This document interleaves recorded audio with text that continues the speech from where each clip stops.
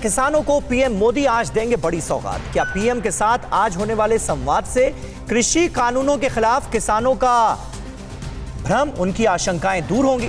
मोदी के किस मंत्री ने कहा 2022 तक किसानों की आय दोगुनी करने का लक्ष्य पूरा करेंगे? और क्या किसान फिर करेंगे सरकार से संवाद? किसान आंदोलन से जुड़ी बड़ी खबरें सबसे पहले देख लेते हैं टॉप 9 संवाद वर्सेस समाधान में। पीएम नरेंद्र मोदी आज देश के किसानों को बड़ी सौगात देंगे। दोपहर 12 बजे 7वीं किश्त के तौर पर 9 करोड़ किसानों को 18,000 करोड़ की किश्त जारी करेंगे। सम्मान निधि की ये रकम 2 घंटे के अंदर किसानों के खाते में 18,000 करोड़ ट्रांसफर होंगे।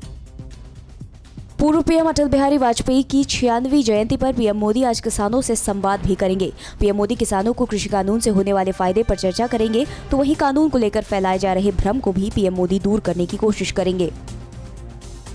केंद्रीय वित्त राज्य मंत्री अनुराग ठाकुर ने कहा कि किसानों के खाते में 18,000 करोड़ की सहायता राशि ट्रांसफर करने की पूरी तैयारी है। इसके अलावा 1 लाख करोड़ रुपए किसानों के आधारभूत ढांचे पर खर्च किए जाएंगे। किसानों की आय दुगने करने के लिए हर संभव कदम मोदी सरकार उठा रही है। मंडी के अलावा और मंडी के अलावा उनको मार्केट मिले, ये मोदी सरकार ने किया। किसानों से संवाद के लिए मोदी के मंत्री भी आज देश भर के अलग अलग हिस्सों में चौपाल कर किसानों से कृषि कानून के फायदे पर संवाद करेंगे। अमित शाह महरौली में, राजनाथ सिंह द्वारका और नितिन गडकरी असम के सिलचर में किसानों से संवाद करेंगे। दिल्ली के अलग अलग बॉर्डर पर कृषि कानून के खिलाफ किसानों के आंदोलन को आज 1 महीना पूरा हो रहा है। इस बीच सरकार ने कृषि कानून पर बातचीत के लिए फिर से न्योता दिया है। वहीं सरकार के दोबारा प्रस्ताव पर किसान आज फैसला लेंगे। हरियाणा में भी किसान आंदोलन का समर्थन बढ़ रहा है। पंजाब में आढ़तियों पर आयकर विभाग के छापों के विरोध में आज हरियाणा की अनाज और सब्जी मंडियां बंद हैं। हरियाणा में किसान आंदोलन के पक्ष में कई संगठन लामबंद हो रहे हैं। यूपी के किसान संगठन भारतीय किसान सेना ने कृषि मंत्री नरेंद्र सिंह तोमर से मुलाकात कर कृषि कानून को अपना समर्थन दिया। कृषि मंत्री ने कांग्रेस पर हमला करते हुए कहा कि राहुल गांधी जो कहते हैं उसे कांग्रेस भी गंभीरता से नहीं लेती, तो देश का तो सवाल ही नहीं उठता और कांग्रेस का चरित्र ही किसानों के खिलाफ रहा है। बीजेपी अध्यक्ष जेपी नड्डा ने कांग्रेस पर हमला किया और कहा कि किसानों को भ्रमित करने और उन्हें उनके अधिकारों से वंचित रखने वाली कांग्रेस का सच फिर उजागर हुआ है। सोनिया गांधी जी पहले किसानों के लिए बिचौलिया मुक्त बाजार की वकालत करती थी और अब इसका विरोध करती हैं। ये कांग्रेस की मौका परस्ती का प्रमाण है। किसान आंदोलन के चलते दिल्ली पुलिस ने यातायात को लेकर एडवाइजरी जारी की है। दिल्ली पुलिस के मुताबिक नोएडा गाजियाबाद यातायात के लिए चिल्ला और गाजीपुर बॉर्डर बंद हैं। लोगों को दिल्ली आने के लिए आनंद विहार, डीएनडी, अप्सरा, भोपुरा और लोनी बॉर्डर से आने की सलाह दी गई है। और कोरोना का नया स्ट्रेन कैसे बना भारत के लिए मुसीबत? दुनिया में कितने सालों तक रहेगा कोरोना और क्यों मुस्लिम समुदाय में कोरोना वैक्सीन को लेकर है असमंजस की स्थिति? वैक्सीन और कोरोना के नए वायरस से जुड़ी खबरें देखते हैं टॉप 9 वैक्सीन अपडेट में। ब्रिटेन से आए 5 कोरोना संक्रमित के दिल्ली एयरपोर्ट से फरार होने के बाद उनके संपर्क में आने वालों की पहचान मुश्किल हो गई है। सैंपल देने के बाद हवाई अड्डे से भागे 4 लोगों को वापस दिल्ली के लोकनायक अस्पताल में भर्ती कराया गया, जबकि एक महिला आंध्र प्रदेश में मिली। ब्रिटेन में फैले नए कोरोना स्ट्रेन को लेकर बड़ा खुलासा हुआ है। खुलासे के मुताबिक ब्रिटेन में कोरोना का नया स्ट्रेन पहले से ज्यादा खतरनाक और संक्रामक है। आशंका जताई गई है कि ब्रिटेन में कोरोना मरीजों की संख्या तेजी से बढ़ सकती है। कोरोना वायरस को लेकर एक और बुरी खबर आई है। दुनिया की पहली वैक्सीन बनाने वाले फाइजर के वैज्ञानिक उगुर साहिन ने दावा किया है कि कोरोना 10 साल तक दुनिया में रह सकता है। साहिन के मुताबिक कोरोना का प्रकोप थोड़ा कम या फिर ज्यादा हो सकता है, लेकिन ये महामारी इतनी जल्दी खत्म नहीं होगी। अमेरिका में वैक्सीनेशन अभियान पर राष्ट्रपति डोनाल्ड ट्रंप ने ट्वीट कर खुशी जाहिर की। ट्रंप के मुताबिक वैक्सीनेशन की मंजूरी के बाद अमेरिका में 1 मिलियन से ज्यादा लोगों का अब तक वैक्सीनेशन हो चुका है, जो अपने आप में एक रिकॉर्ड है। वैक्सीन को लेकर मुस्लिम समुदाय में ऊहापोह की स्थिति है। कुछ मौलाना इसे हराम बता रहे हैं, तो कुछ मौलाना चर्बी के बावजूद जान बचाने के लिए वैक्सीन लेने की वकालत कर रहे हैं। वैक्सीन को लेकर यूएई के फतवा काउंसिल ने बड़ा ऐलान किया है। फतवा काउंसिल ने कोरोना वैक्सीन को अपनी मंजूरी दे दी है। काउंसिल के मुताबिक मनुष्य के जीवन को बचाना पहली प्राथमिकता होनी चाहिए। फतवा काउंसिल ने यह भी कहा कि कोरोना वैक्सीन को इस्लामिक पाबंदियों से अलग रखें। पाकिस्तान में इंडिया के मोस्ट वांटेड दाऊद इब्राहिम के भतीजे सिराज कास्कर की कोरोना वायरस से संक्रमित होने के चलते मौत हो गई। कराची से की गई संदिग्ध कॉल को जब भारतीय एजेंसियों ने ट्रैक किया तो दाऊद के भतीजे की मौत का पता चला। पूरी दुनिया में कोरोना वैक्सीनेशन को लेकर तैयारियां पूरी हो गई हैं, लेकिन पाकिस्तान में अभी ये तय नहीं हुआ है कि कोरोना वैक्सीन कब तक आएगी। पाकिस्तान नेशनल कमांड और ऑपरेशन सेंटर ने कहा कि वो जल्द ही वैक्सीन की खरीद को लेकर जानकारी देगा। देश में वैक्सीनेशन की तैयारियां जोरों पर हैं। इस बीच पंजाब के 2 जिलों लुधियाना और शहीद भगत सिंह नगर की 5-5 जगहों में कोरोना वैक्सीन का ड्राई रन होगा, जो 28 और 29 दिसंबर को किया जाएगा। ड्राई रन के दौरान कोरोना का टीका लगाने के लिए बनाए गए कोविन मोबाइल ऐप की यथास्थिति को भी देखा जाएगा। और कहां पाकिस्तानी आतंकियों को भेजा गया जहन्नुम। आतंकी सरगना हाफिज सईद को कितने साल की सजा हुई और पाकिस्तान में दहशतगर्दी पर किस कोर्ट ने लगाई मोहर। चीन पाक की नापाक हरकतों से जुड़ी खबरें देखते हैं टॉप 9 दुश्मन चीन पाक में। जम्मू कश्मीर के बारामूला में सुरक्षा बलों ने 2 आतंकियों को ढेर कर दिया। इनमें दहशतगर्द आमिर पाकिस्तान का रहने वाला था, जबकि दूसरे आतंकी की पहचान सोपोर निवासी के तौर पर हुई है। इन दोनों आतंकियों को बारामूला के क्रेरी इलाके में मारा गया। वॉर एक्सरसाइज में एक बार फिर चीनी हथियारों की पोल खुल गई। वॉर एक्सरसाइज में चीनी बॉम्बर्स फिजड्डी साबित हो रहे हैं। वेस्टर्न पैसिफिक में चीन और रूस की ज्वाइंट एक्सरसाइज में जब चीन ने अपने बॉम्बर्स का इस्तेमाल किया तो वो पूरी तरह से फेल साबित हुए। भारतीय सेना से डरा चीन तिब्बत और लद्दाख में अपनी फौज को मजबूत करने में जुटा हुआ है। चीन ने इस इलाके में तैनात वेस्टर्न कमांड में सैनिकों की संख्या बढ़ाई है। साथ ही पीएलए के लिए सप्लाई चेन को भी मजबूत किया जा रहा है। वेस्टर्न कमांड में चीन ने 157 फाइटर जेट्स और 52 ड्रोन भी तैनात किए हैं। चीन की साजिशों में फंसते नेपाल के प्रधानमंत्री केपी ओली के खिलाफ प्रचंड समर्थकों का गुस्सा सड़कों पर फूट पड़ा। हंगामे पर उतरे छात्रों ने कई जगहों पर आगजनी की। संसद भंग किए जाने के विरोध में ओली और राष्ट्रपति विद्या भंडारी के खिलाफ नारेबाजी भी की गई। चीनी राजदूत हाओ यांकी ने गुरुवार को नेपाल कम्युनिस्ट पार्टी के कार्यकारी अध्यक्ष पुष्प कमल दहल प्रचंड से करीब 30 मिनट की मुलाकात की। राजदूत की कई मुलाकातों को नेपाल के आंतरिक राजनीतिक मामलों में हस्तक्षेप माना जा रहा है। पाकिस्तान की एक आतंकवाद रोधी अदालत ने मुंबई आतंकी हमले के मास्टरमाइंड और जमात उद दावा प्रमुख हाफिज सईद को टेरर फंडिंग मामले में 15 साल की कैद की सजा सुनाई है। अदालत ने उस पर 2 लाख रुपए का जुर्माना भी लगाया है। सईद को टेरर फंडिंग के 4 मामलों में पहले ही दोषी ठहराया जा चुका है। पाकिस्तान में विपक्ष से डरे इमरान खान अब भारत के खिलाफ साजिश रच रहे हैं। इमरान ने आर्मी चीफ कमर जावेद बाजवा और ISI के DG lieutenant general Faiz Hamid के साथ बैठक की। बैठक में LOC के हालात और सीज फायर को लेकर चर्चा हुई। बाजवा ने हाल ही में LOC का दौरा किया था।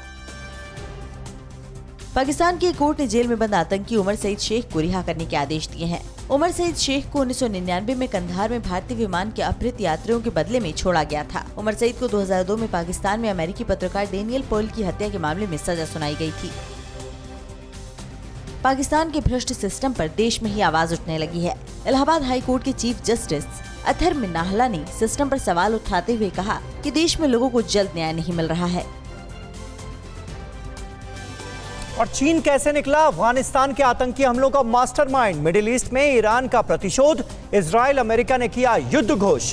खाड़ी की बारूदी रेंज में कितने देशों का चैलेंज।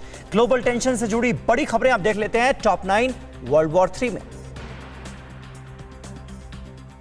अफगानिस्तान में आतंकी हमलों के पीछे चीन का हाथ निकला। काबुल से 10 चाइनीज जासूसों को पकड़ा गया है। ये चाइनीज जासूस अफगानिस्तान में जारी आतंकी गतिविधियों में शामिल थे। इस शर्मिंदगी से बचने के लिए बीजिंग अब मामले को दबाने में जुटा है।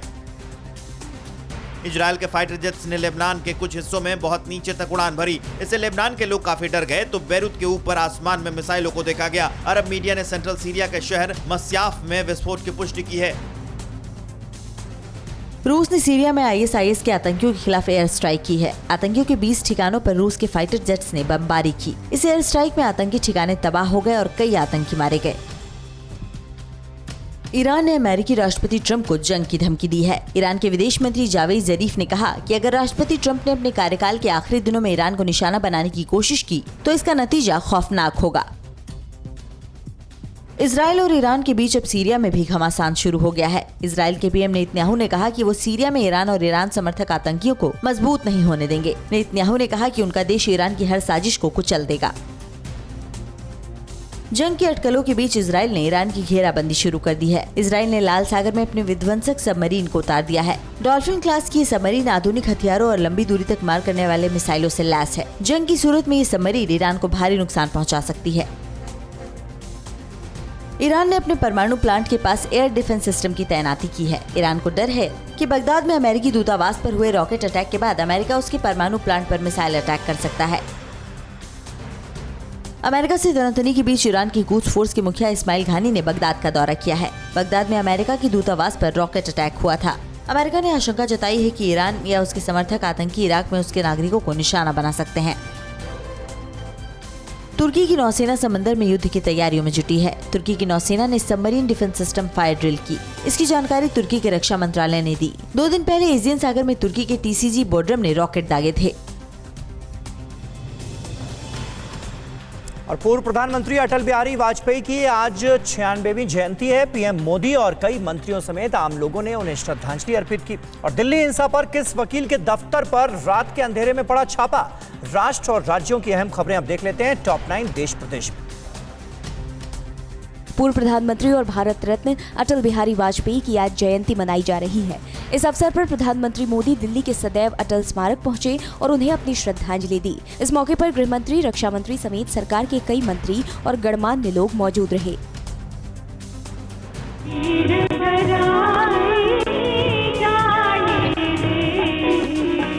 अटल जी के समाधि स्थल सदैव अटल पर प्रार्थना सभा में प्रख्यात गायिका अनुराधा पौडवाल और उनकी बेटी कविता ने अपनी आवाज दी।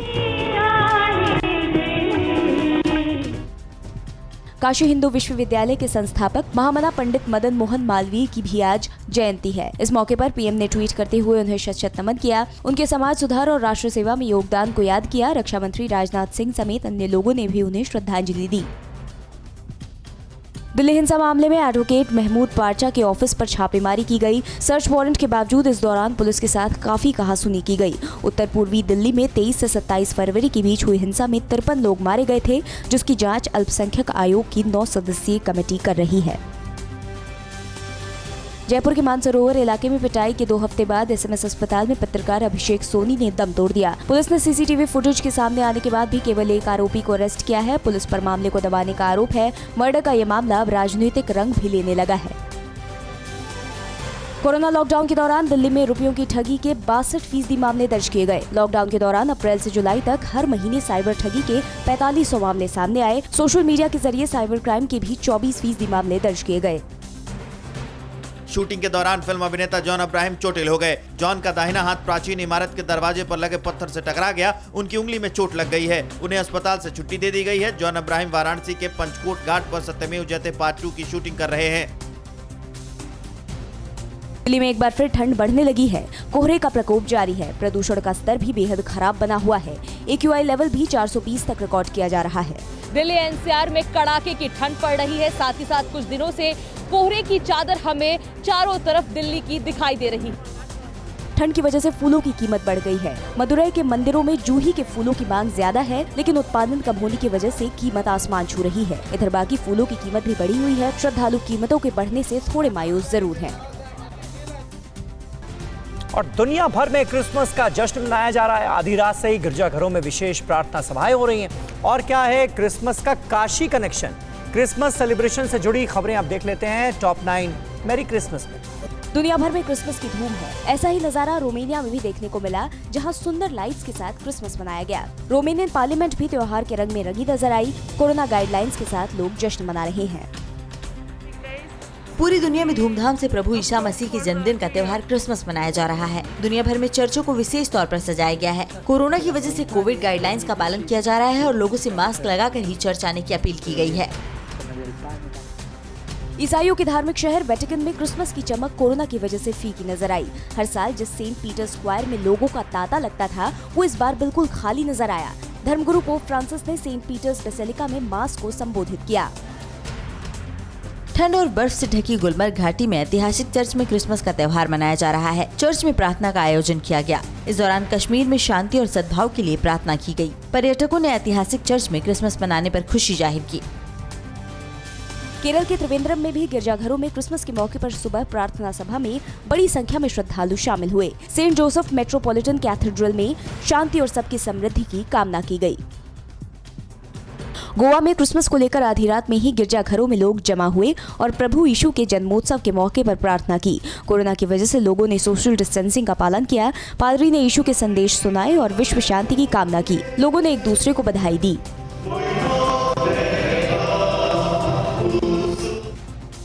ठंड के बावजूद कोलकाता में भारी संख्या में लोग क्रिसमस मनाने के लिए घरों से बाहर निकले। क्रिसमस सेलिब्रेशन के लिए पार्क स्ट्रीट में एक भव्य झांकी बनाई गई थी, जिसे देखने के लिए बड़ी संख्या में लोग जमा हुए। इस दौरान लोगों ने कोरोना के गाइडलाइन का उल्लंघन किया। क्रिसमस के मौके पर रोम और ग्रीस के पादरी काशी में बने गाउन पहनते हैं, जिसे यहाँ के बुनकर 7 से 8 महीने की कड़ी मेहनत के बाद हाथों से बनाते हैं। नायाब कारीगरी के ये कपड़े धर्म और आध्यात्म के सूत्र से बंधे हैं, जिसने पूरब और पश्चिम को जोड़ रखा है। ओडिशा की पुरी में मशहूर सैंड आर्टिस्ट सुदर्शन पटनायक ने भी लोगों को अपने अनोखे अंदाज में क्रिसमस की बधाई दी। उन्होंने सैंड पर यूज मास्क, स्टे सेफ लिखा और सांता क्लॉज के जरिए लोगों को कोरोना से बचने के भी संदेश दिए और लोगों से कोविड गाइडलाइंस का पालन करने की अपील की। परवाह देश की, सोमवार से शुक्रवार रात 10 बजे TV9 भारतवर्ष पर।